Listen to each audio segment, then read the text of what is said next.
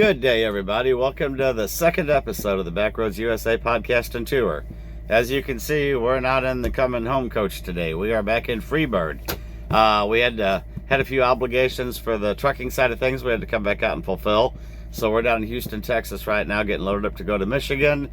And then I believe we're going over to Eastern Pennsylvania, reloading and heading out to Las Vegas for a deal out there.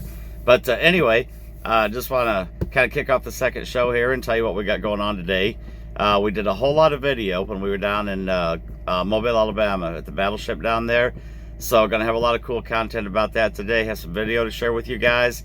And as promised, I will have explicit, detailed directions to get in there with a tractor trailer and how you can go in there and park. There's a little bit to it, but if you know going in, nothing to it at all. And even though I did it with the bus, since I drive truck, I was able to kind of survey it. And now I had been down there with the truck a number of years ago. Things have changed a little bit since then, but it's still very doable. So if a truck driver does want to stop in there and visit and see the museum and everything, don't be daunted. It's not that bad. And I'll have let you know what the parking fees are, admission, all that kind of stuff. So anyway, we're going to include all that today with the video that we have. And then we're going to speak a little bit about a slightly controversial subject today. I've had some questions asked about, having Sean driving for me out here, about having a younger person behind the wheel of a commercial vehicle. Even though we title it an RV, it's no longer a commercial vehicle. And I've got some things I want to talk about on some of these great big RV pushers that you see out here that basically anybody can drive them, and I don't necessarily always think that's a good idea. So we're going to delve into that a little bit today, but first we're going to kick things off with a little bit of backroad video again. And we're gonna have so much more of that down the road. We figured out some ways to get some really cool video content while we're driving. We just got to work on that as soon as we get back home and get in the bus, which is probably going to be early August. But we've got quite a bit of content that we gathered on this last trip, so we can keep these coming at you every week and have a lot to share with you guys. And sometimes you'll see me from coming at you from the truck here, or maybe out on the road. But it's still the same thing, still the same deal. And we're just going to move forward with it. So y'all hang in there. We got some cool stuff coming at you today. Well, here we are down at the Battleship Museum. Before you get to the battleship or the submarine, there's a real nice inside area. Got airplanes and helicopters, things like that in there. And a couple of the things I really enjoyed about it was they had a P-25 in there, which was the airplane that Doolittle gathered a crew up and they took off the U.S.S. Hornet to strike back in Japan after Japan hit us at Pearl Harbor. First time they ever tried to take that plane off of a carrier, and they were very successful with that raid. Another thing they had that I really enjoyed was they had an old Corsair in there, which if you guys remember back when a lot of us were younger, there was a show on called Baa Black Sheep, and it was about Pappy Boyington and his crew of, I guess you might call them misfits, that flew in the Pacific Theater. And back to the B-25, that was they wrote a book about that called 30 Seconds Over Tokyo. And in fact, the movie Pearl Harbor, actually after the bombing, a lot of those pilots went and volunteered for the Doolittle raid.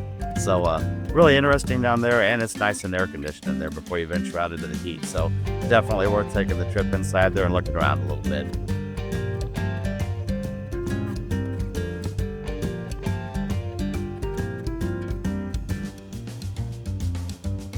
Well, after soaking up all the air conditioning we possibly could inside, we headed outside to go visit the U.S.S. Drum.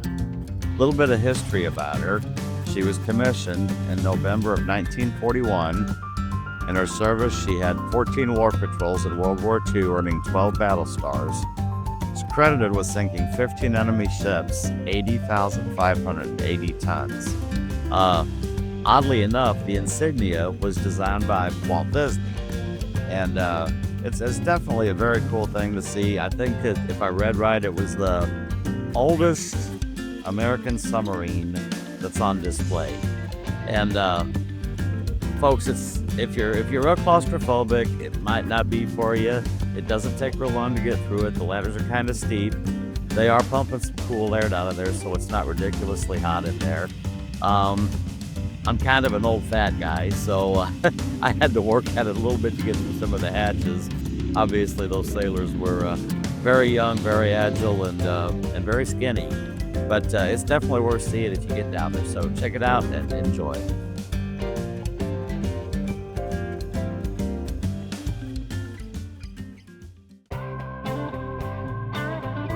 Well, next it was off to the battleship. The U.S.S. Alabama is a South Dakota class battleship. She's a World War II veteran, nicknamed the Mighty A, serving in both the Atlantic and Pacific theaters and earning 9 battle stars. After the war, it was saved from scrapping and brought to Mobile, Alabama, where it opened as a museum ship in 1965, becoming a National Historic Landmark and a memorial to all who served in the U.S. Armed Forces.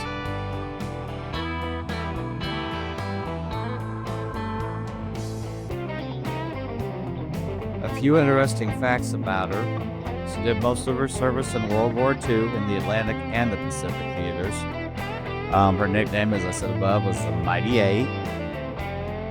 She led the American fleet into Tokyo Bay in 1945 and earned 9 battle stars. She was 680 feet long, 108 feet wide, and 45,000 tons fully loaded. Her armament includes 9 16-inch guns, 25-inch guns, and numerous anti-aircraft guns. A couple other interesting facts, some you might know, some you might not. In 1992, the Steven Seagal movie Under Siege was recorded on the ship. In 2016, Men of Honor with Nicolas Cage was recorded here. And back in the 70s, on the TV show Moving On with Sonny Pruitt and the A Model Kenworth, an episode that they did was recorded in Mobile, Alabama, and part of it was shot on the ship. The one that I did not know about was in 1941, Abbott and Costello in the Navy was recorded on the ship when it had an operating crew and the ship was in operation. So pretty cool. And so once you get done, folks, down on the grounds themselves, out by the parking, there's all kinds of planes, tanks, all kinds of cool stuff to see.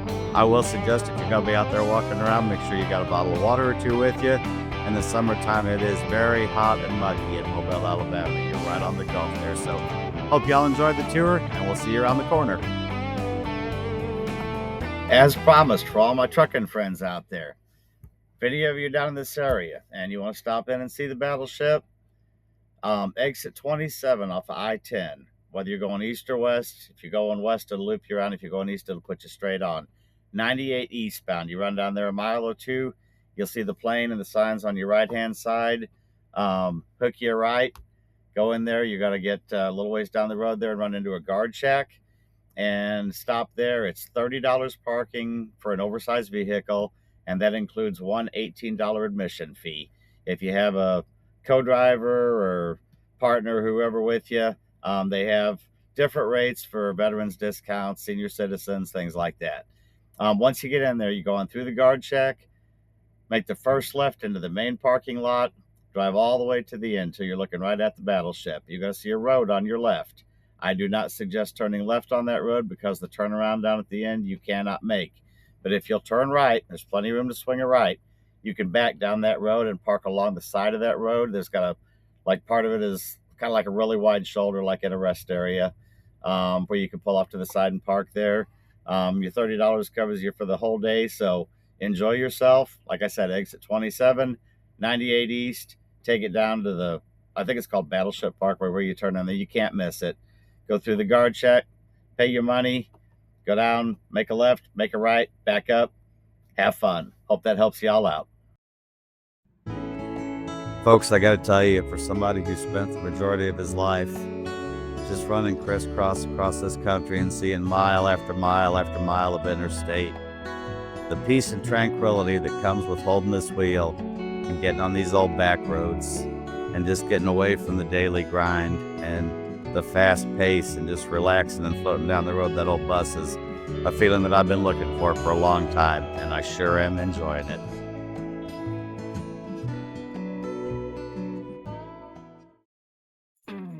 So in the first episode, I gave you guys a good tour of the bus. I kind of wanted you to see what we started with. This was when we got it from the gospel group and the colors it was in, and putting the water tanks in, converting the bed over to a queen size, and just making the bedroom a little bit more comfortable.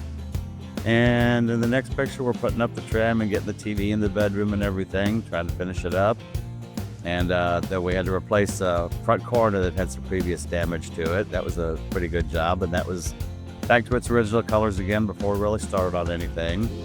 Our local lunch lady, the food truck, she loves scooters, so always has to make sure we have food for him. And there we were getting ready to do a brake job, and having to take pictures of air valves and parts that had to be replaced, leaks and things, and Scooter doing what Scooter does best when Dad's working hard. And once again, pictures of valves so we could get a hold of Luke up at USA Coach in Vineland, New Jersey and order parts. And that was the beginning of the rough-in on our kitchen. So one of the things we've been having fun with since we got this whole deal going is taking truck drivers, experienced truck drivers, maybe less experienced truck drivers, and past truck drivers, and throwing them in the driver's seat and letting them see what it's like to drive the old bus. So if you saw our last episode, we had Rob Johnston, who hadn't driven a tractor trailer since 1999, but we got him behind the wheel and had some fun with it. So this is a little clip of our buddy Barry. He drives for Lanita up in Pennsylvania. Got a beautiful W9 that he runs every week. And he stopped by the house one weekend to hang out. He had a delivery pretty close and got to come by the house and eat some barbecue and drink a little cold beer. And we managed to get him in the bus before the beer drinking and let him do a little driving. So I want to share that clip with you. We had a lot of fun with it. There it is.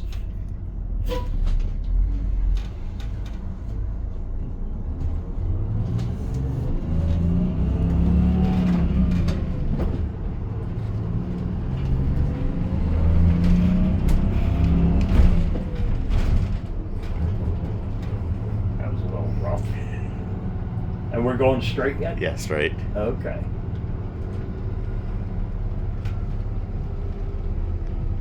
Kind of weird here.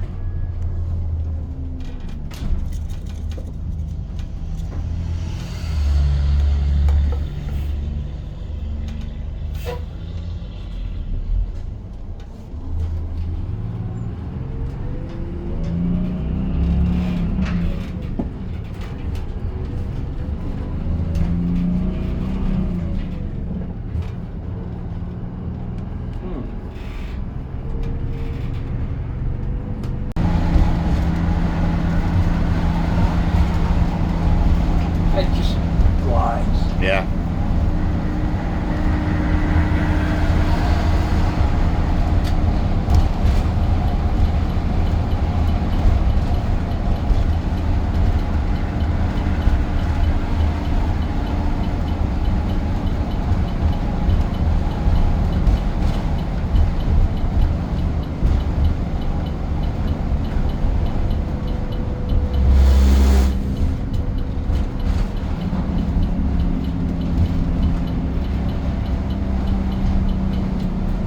Thinking I want to reach for my Jake. I want to reach for my Jake. You can reach for it all you want. Ain't It gonna happen work, though. is it?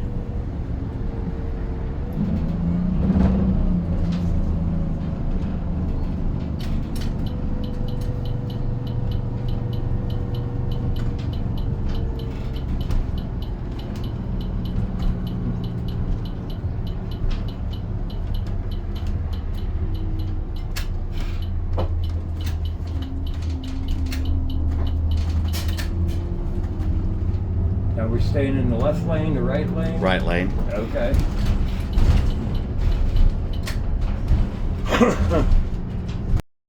So on to that topic that seems to be a little controversial. So I'm sure people have seen the video of Sean driving the bus. It was on TikTok and Facebook and other social media platforms. And I've been asked in the past what my opinion is on 18-year-olds, 19-year-olds driving commercial vehicles, interstate versus intrastate. And now I don't have hardly any faith at all in the truck driving schools of today. I really don't. I don't believe that an 18-year-old can graduate truck driving school and is ready to be cut loose with an 80,000-pound truck running across the country. I just don't think that's a good idea.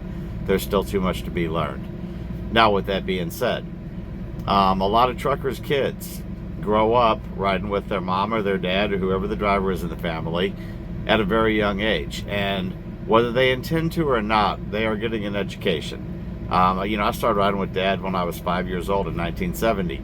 And I didn't realize it then. My dad was already teaching me things about, things to watch for. And, like he'd react to something, even if it was a very subtle, casual reaction. And then he would ask me if I knew why he did that. Then he would proceed to tell me. So, even at a very young age, you're already getting schooled on this stuff. Now, I do believe, and I very firmly believe, that a young person that starts riding with their parent or grandparent or uncle or whoever at a very young age is more apt to be qualified to drive a rig or a bus or whatever cross country. Because they learn the importance of being safe, and they probably a 16-year-old kid that's been riding with a parent since they were 5 or 6 years old knows so much more about driving than a 16-year-old fresh out of school does. It's just the way it is. It doesn't make truck drivers aren't any different than anybody else. It's just that we see things every day and we experience it, and you just learn to react before things happen. I was very blessed to have my dad as my mentor and my teacher. I'm upwards of, knock on wood, 4 million miles now without an accident. And, I had people in my life like Corky and friends of my dad's that, just listen to the stories and the experiences and everything. You relive these things every day when you're running down the road. And it makes a big difference. And, I try to impart those things onto Sean as he's riding with me, because this is what he wants to do. He wants to drive for a living. And I want him to be the very best that he can possibly be. So when I put him behind the wheel of the bus, yeah, I'm paying attention to him. And I'm constantly on his ass. If I see him getting lax and not checking his mirrors or not looking at the dash, or, maybe getting up a little bit too close on the car or something, I'm on his ass about it. And that's the same way my dad was with me. And so when I push on behind the wheel of the bus, I feel very confident in what he's doing. Do I still watch him? Of course I do. He's 19 years old. He's still learning, and he's still got a lot to learn. But every day that he drives, I get a little bit more comfortable with maybe stepping to the back and opening the refrigerator and getting a soda, or going back and using the restroom or something while he's going down the road. Because I think he knows that I'm constantly judging him, which makes him more vigilant about being attentive and a cautious driver.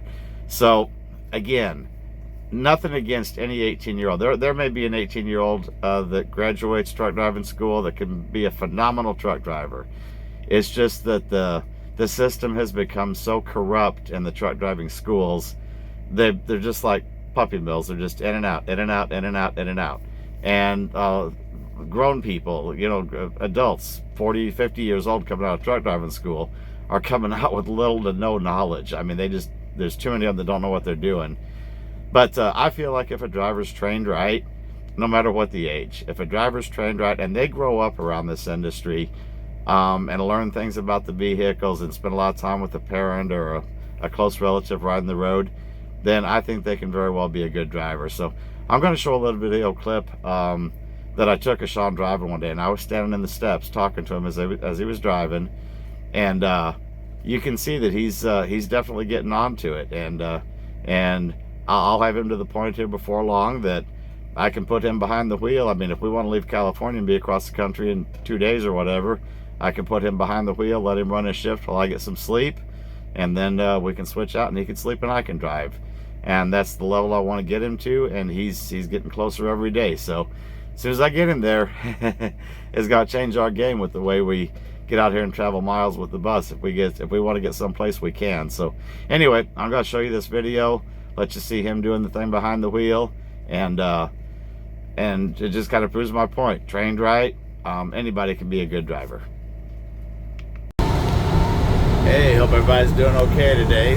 We're out here in the old 1984 MCI 9, riding up I-71 in Ohio.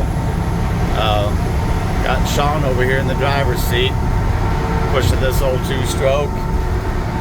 Getting pretty good at learning how to drive the older stuff.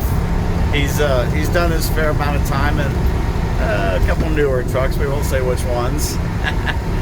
He's been in a got to ride around the 56 Kenworth. Got to go for a ride in like an 85 or an 86 K100 Aerodyne. Then Freebird. And then hell, Sean, what year is Barry's truck? I don't even know. That's an 18, isn't it? Yeah. Yeah, rode around Barry's 18 2009 or 2018 W9. So, Sean, with all the different rides you've been in, what's it like driving the MCI coach with a 2-stroke? It's pretty fun. You like it? Feels a lot different than the big horse Cummins with all the horsepower and all the torque, doesn't it? Oh, for sure. Yeah.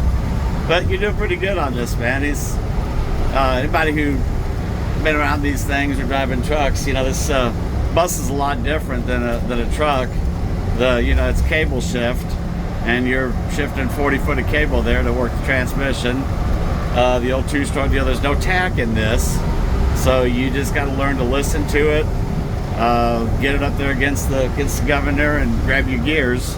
And it's definitely a lot different than the trucks today. But old Sean here, he's starting to get her down, and he's gonna be real experienced at it once we get this little journey going. So anyway, y'all stick around and enjoy it. We'll see you out here on the big road. So I want to take a minute to give a big shout out to my buddy Van Brown at Bull Stop Products. Van got me turned on to his stuff. Well, actually, Van didn't do it. Tony Justice had given me half a can of Visible to try. Before I even had heard of Bull Stop before. And I was down in Florida and had gotten a few love bugs before I got shut down in the morning. And if you know, you know. And I took a can of that Visible and hit the grill cap on the truck and the front bumper, and man, it took those love bugs right off of there. Most impressive glass cleaner I've ever seen. And I met Van over at Bottomley's first truck show over in North Carolina. Tony was playing that year, and I sat up by the stage and got talking to Van, and he had seen my video because I made a little video about it. It worked so good, I just wanted to share it with some friends of mine. And so he gave me a couple more products to try, and I absolutely fell in love with it. The stuff was just awesome, and that's all we use on Freebird. And stuff just does a phenomenal job, whether it's the tire shine, the waxable, the glass cleaner, the blastable odor eliminator. Everything is just phenomenal. And this new aluminum polish that he has, the Illuminable 2.0, we use that on the truck and the trailer. And now we're using it on the stainless on the bus. And you know, like when you come out of the truck wash, if you get those little tarnish lines that run down in the stainless from the soap scum or anything, man, that 2.0 takes that right off of there. And so hey, Van, I want to thank you for all you've done for the trucking industry, for the folks out there that are trying to keep their trucks clean. Man, you nail it every time. You nail it. And I appreciate your loyalty to us and keeping us hooked up with the right stuff out here. And folks, if you haven't tried the Bull Stop products, there's a lot of different ones out there to try. The Greasable, a lot of my open platform guys, friends of mine, are using it on their binders and everything, and they say it doesn't wash off in the rain. It stays on there, keeps everything greased up. The Freeable, which is like, I don't know, it's like WD-40 on steroids. The stuff is really, really good. Works great. I've used it on so many things. And Bull Stop products, if you guys haven't tried them, give them a try. You will not be sorry. So when this whole concept started coming together, one of the things we said we wanted to do, and this is probably the most important part of this whole gig, is getting out and running the back roads of America. It seems like so much has been forgotten with just the hustle and bustle of every day, and everybody's in a hurry, and it just seems like sometimes the grind becomes too much. So, you know, folks, I've been about every part of this country there is. I mean, from the jagged peaks of the Rockies over the Sierra Nevadas, the Adirondacks, the Smokies, the Ozarks, the plains, you know, whether it be the cornfields in Nebraska and Kansas and Iowa and South Dakota, North Dakota. It doesn't really make any difference where you're at. The beaches on the Pacific side, the Gulf, the Atlantic. I've been to so many of these places, and after 40 years of this career, I still haven't gotten tired of it. But you know, no matter what the scenery is, to me, I think the one that I enjoy the most is being on a little 2-lane road and rolling into these little towns, especially at 3 or 4 o'clock in the morning when everybody's asleep in the town. The sidewalks are rolled up, the town's quiet, and you see the old buildings that are maybe got the wooden porches on them that are sagging a little bit, and the weathered buildings, and every once in a while you'll still see like an old Rexall drug sign painted on the side of a building or something. And every time I go through these little places, I think that's the scenery I most enjoy in the country. And man, I mean, there's some awesome stuff out there to see. Whether you're up on I-84 running through the Columbia River Gorge up in between Washington and Oregon there, or down on 70 going out through Utah, and or out through Glenwood Canyon in Colorado. I mean, there's just so much awesome scenery out there. But I think the small towns are the ones that really do it for me. That's where I really enjoy it the most. And that's one of the things we're going to do with the bus here. We're going to get out and we're going to do our very best just to stay on the back roads and find these little towns. And I think of a lot of them that I've gone through in the truck, and by golly, we're going to go back and we're going to hit them in the bus, and we're going to talk to some local people and see what kind of characters we can find. And we've got a bunch of other people that we're going to have on the show. I know Tony Justice is going to be on here. We'll have Van from Bullsnot on here, and I'd like to get Gary Jones to sit down with me sometime, because he's just a hugely successful trucking company owner and truck show guy, and keeps immaculate equipment out here. And there's just a lot of great folks in this industry, and I want to introduce you to some of them, because there's just some great people out here that still take pride in doing the job the way that we were raised to do it by our dads mostly, and so we're gonna be talking to some of those people throughout some of the episodes on the show, and we'll keep on hitting that deal up to get drivers in the seat and take a little ride with us and enjoy it. But like I said, we got a little bit of trucking to do right now. Then hopefully we're going to be back in the bus in August. And if you guys have a place that you think we need to visit, or a place we need to go, drop an email on the webpage, cominghome1965.com. Send our suggestions, or if you have something that you think you'd like to offer to the show, maybe some good stories to tell, or someplace you've been, by all means, let us know, because we're open to stuff. This is a wide open forum.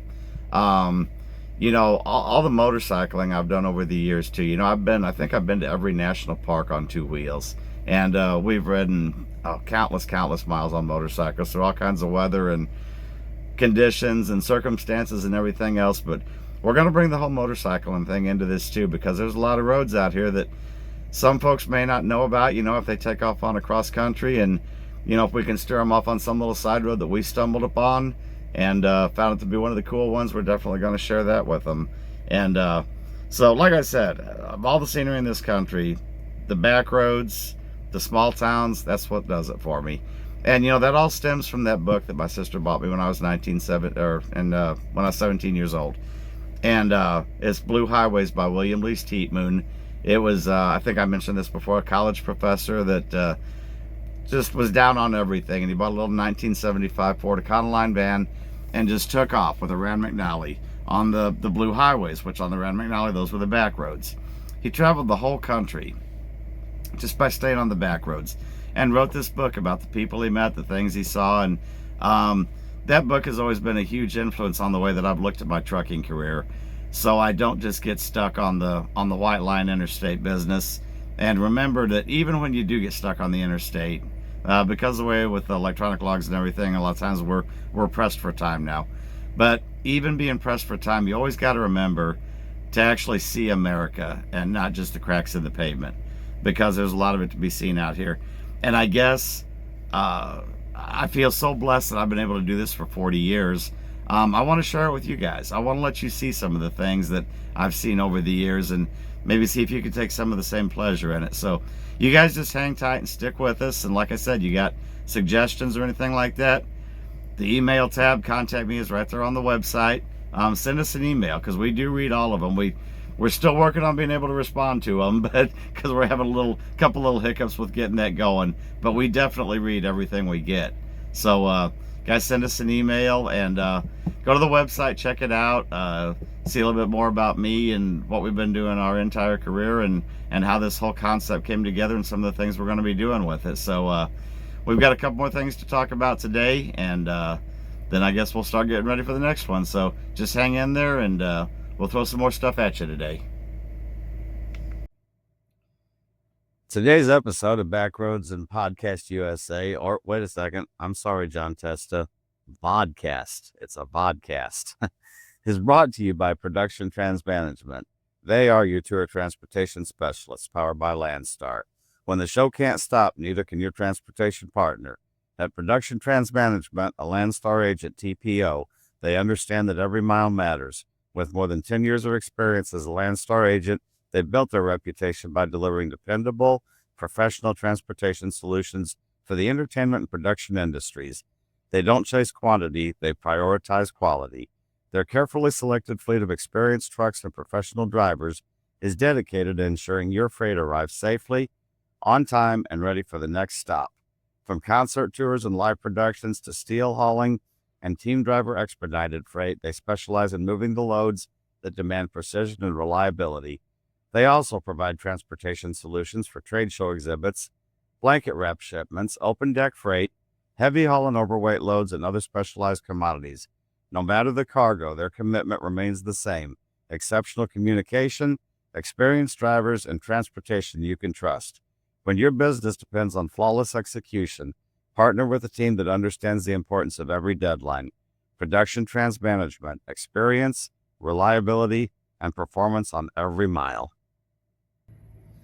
Well, folks, that's going to be a wrap for episode 2 of the Backroads USA podcast and tour. Appreciate y'all riding along.